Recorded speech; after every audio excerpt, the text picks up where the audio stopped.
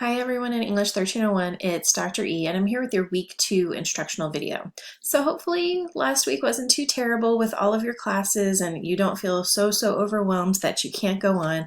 I'm glad you're back here, and please note that if you have questions or concerns you can always reach out to me. And thank you to those of you who are using that Q&A discussion board area already. Please continue to do so because that can be so helpful to not only your colleagues but to me, right, to see what kind of questions or concerns you have. So I'm just going to jump right to where to go and what to do for this upcoming week.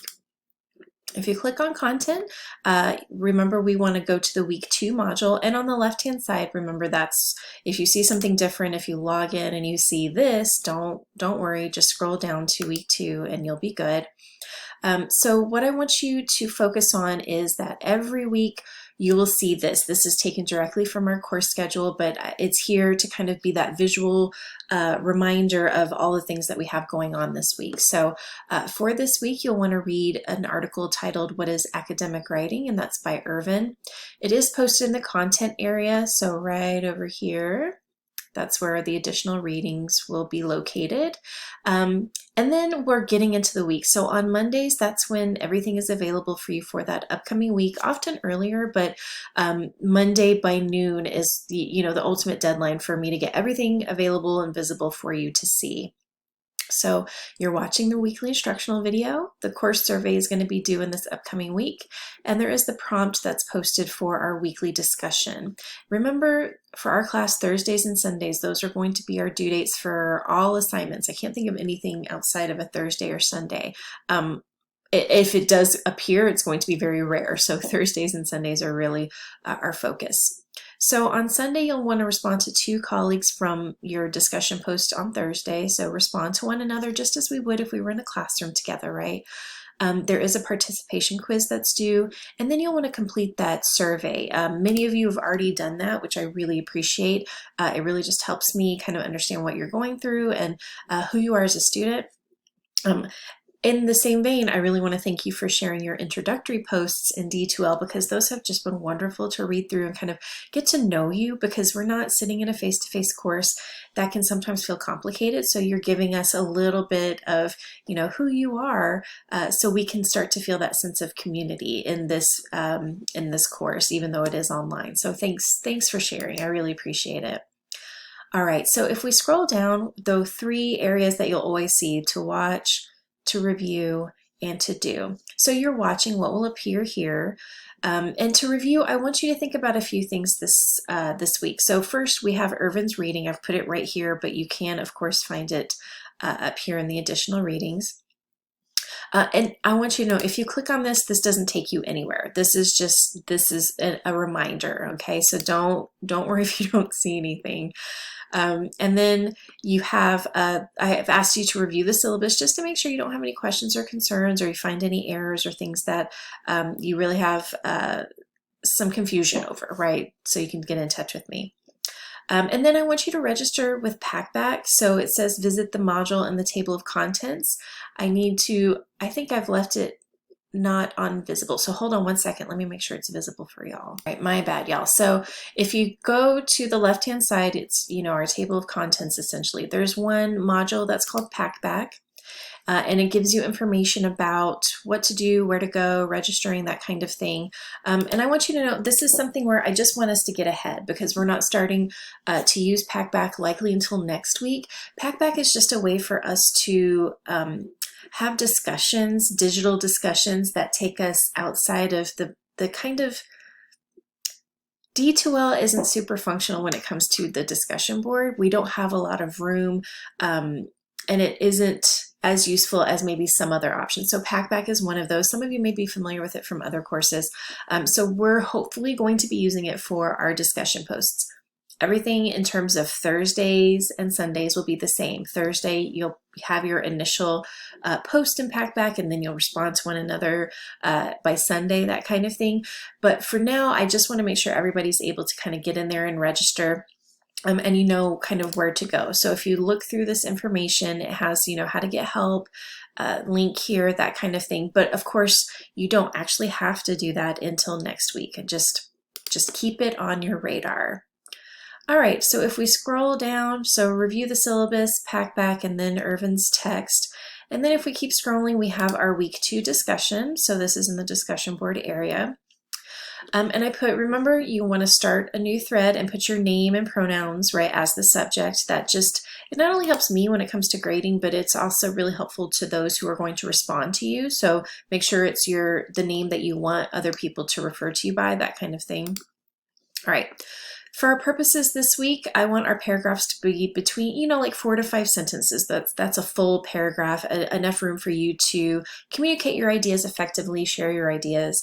In the future, when we need to use things like research, the requirements will be for more sentences because you'll want to introduce and explain the research.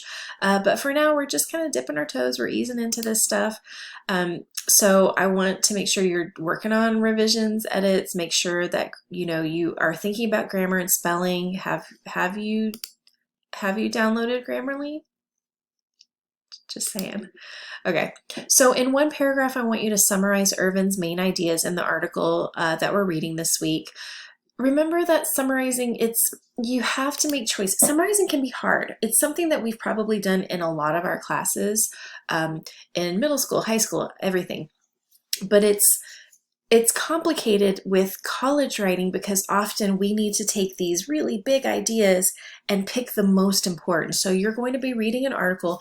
It's not terribly long. It's not as long as some of the reading that we'll have in the future, but it's a lot to then kind of condense into one paragraph. Yes, I want one paragraph. So you really have to pick and choose what are the most important ideas that Irvin is sharing. Right?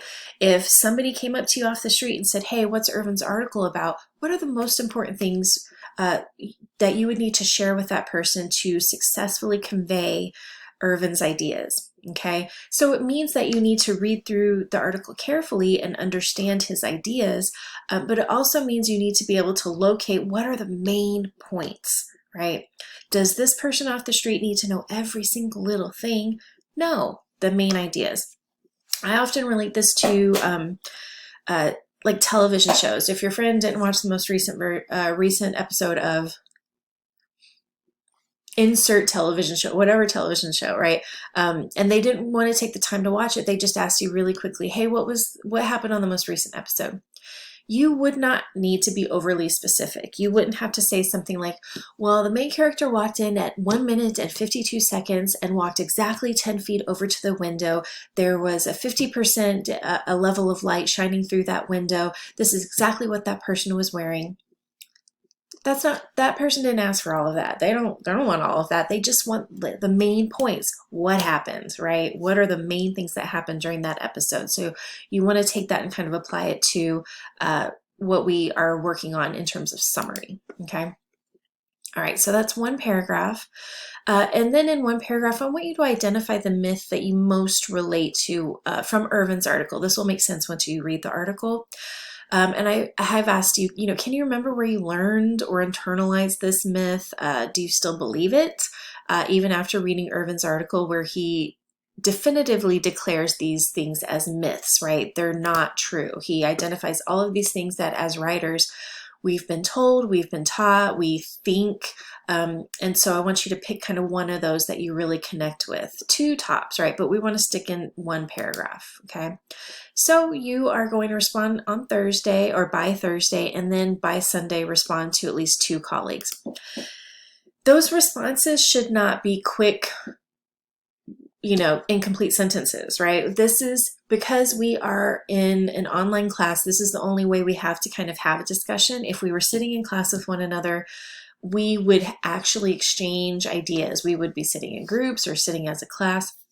And so we want to respond to one another in a more complete manner. So it needs to be a couple of sentences showing that you've read that person's ideas.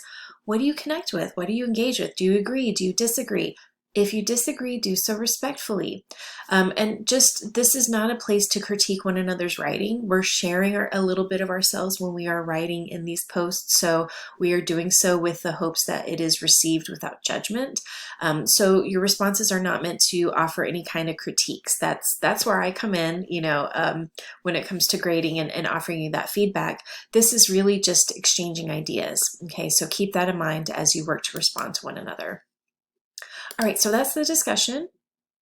And then if we go back to the week 2 module, there is a quiz. And note that from here on out, those quizzes are often mostly related to what we read that week, right? So Irvin's article is our focus. In the future, it will be, from the chapters from our book or additional outside readings, sometimes questions from a video. And so the random reference I'm going to make this week is Beyonce. Because why not? Beyonce is everything. But also, I often think of her when I'm thinking about writing, because writing is something we have to work on. It's not something that we innately know, even though that is a myth, right? That you may see in Irvin's writing. Beyonce didn't wake up one day and think, oh, I'm going to be a megastar. And she just woke up and it happened. She worked fiercely. She spent so much time and effort, and that's kind of what we do with our writing. I'm not saying we have to be the Beyonce of writing, but I'm saying, we need to know that it takes practice, right? So if you have concerns about writing, if you are nervous about sharing your writing in our class forum, I understand that, but I also want us to kind of work through that. We do a lot of writing every day that we don't even pay attention to when it comes to texting, or if we're sending emails, or if we have jobs, oftentimes it involves some sort of writing. So I want you to think about this as just another set of writing that you're doing. We're just working to hone our skills a little bit, right? We're looking to improve in some areas so that this thing we call academic writing is more approachable.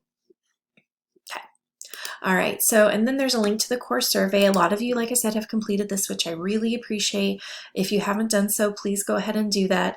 It does take a little bit of time, which is why it's worth more points than some of the other things this week.